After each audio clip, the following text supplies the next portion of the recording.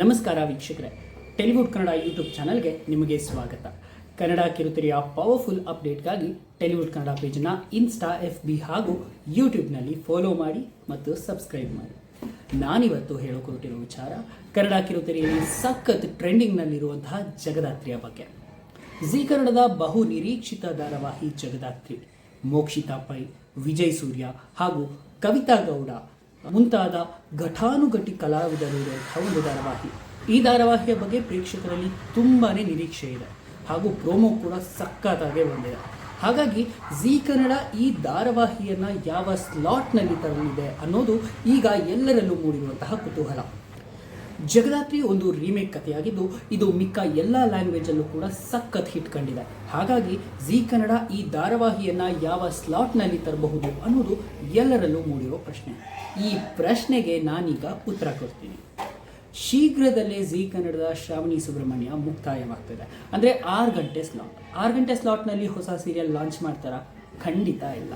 ಅದು ಜಗದಾತ್ರಿ ಅನ್ನಂತಹ big budget ಸೀರಿಯಲ್ನಂತ launch ಮಾಡೋದೇ ಇಲ್ಲ.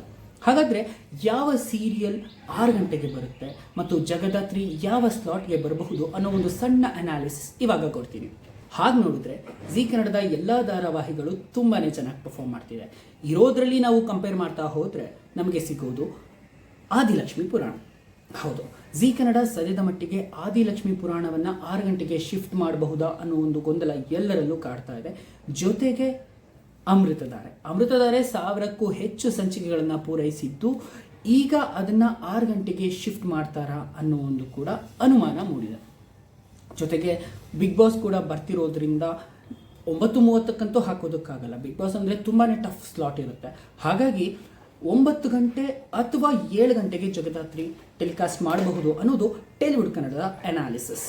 ಹಾಗೆ ನಿಮಗೆ ಕೂಡ ಇದು ಯಾವ ಸ್ಲಾಟ್ನಲ್ಲಿ ಬರಬಹುದು ಅಂತ ಅನಿಸುತ್ತೆ ಅಂತ ಕಾಮೆಂಟ್ ಮೂಲಕ ತಿಳಿಸಿ. ಈ ಮಾಹಿತಿ ನಿಮಗೆ ಇಷ್ಟ ಆಗಿದೆ ಟೆಲಿವುಡ್ ಕನ್ನಡ ಯೂಟ್ಯೂಬ್ ಚಾನಲನ್ನು ಸಬ್ಸ್ಕ್ರೈಬ್ ಮಾಡಿ ಮತ್ತು ಫಾಲೋ ಮಾಡೋದನ್ನು ಮರಿಬೇಡಿ. Thank you.